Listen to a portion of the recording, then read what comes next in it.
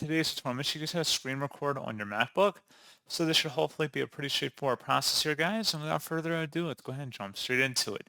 So all you would have to do is select the Shift, Command, and 5 key on your keyboard in order to open up the screen recording controls. From that menu that appears, you can select whether either to record the entire screen or only a selected portion.